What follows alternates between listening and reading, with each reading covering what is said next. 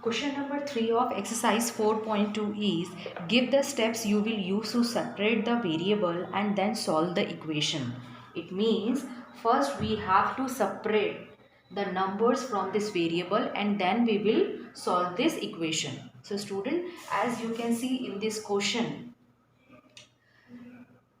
n is attached with this 3 and attached with this 2 also. So first we will remove this minus 2 part. So first we shift this minus 2 from left hand side to right hand side, and as we know, when we shift any term from left hand side to right hand side or right hand side to left hand side, their sign will change. So first we will shift this minus 2 from left hand side to right hand side, so sign will change. Minus 2 will convert into plus 2. So first we will write this 46 because already in right hand side there is 46. Then we will write minus will convert into plus and 2. Okay, then 3 and equal 46 plus 2, what we will get? We will get 48.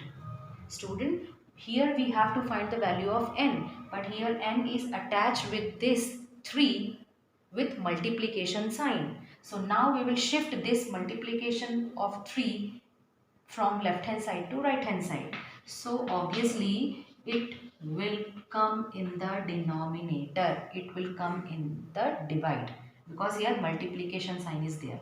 So now we will simplify this, cancel out this. 3 ones are 3, 3 ones are 3, 3 6 are 18. So here the value of n is 16. So student, step by step we will shift the numbers from left hand side to right hand side and then we will find the value of the variable. Then B part. B part is 5m plus 7 equals to 17. Similarly, now we will simplify B part also. So this variable m is attached with this 5 and 7. So first we will shift this plus 7 from left hand side to right hand side.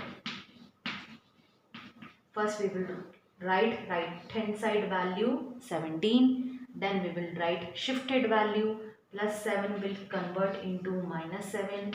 5m equals 17 minus 7, it means 10. Now we will shift this 5 from left hand side to right hand side, and this here 5 is in product form, so when you shift it will come in the divide or in the denominator. Now we will cancel out this. The value of m is here 2. Okay, similarly we will simplify C and D part also. C part is 20p upon 3 equals to 40. Again look at here, with variable p this 20 and 3 is connected. So first we will shift this 3 from left hand side to right hand side. Since this 3 is in the divide, so when we will shift this from left hand side to right hand side, it will convert into multiplication or in the product. So what we will write? First we will write this 40, then this divide will convert into multiply 3. Okay, 20p equals to, now we will multiply this 40 into 3, we will get 120. Now we will shift this 20 which is in the product form here, and when we will shift this 20 from left hand side to right hand side, it will come in the denominator or in the divide. This 0 cancel with this 0. Now we will cancel out this.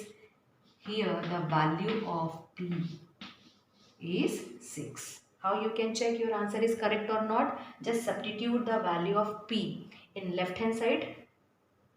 If your answer is correct, you will get right hand side value. Let's check. 20, the value of p is 6 upon 3. 3 2s are 6 and 20 2s are 40. We will get 40. It means our answer is correct.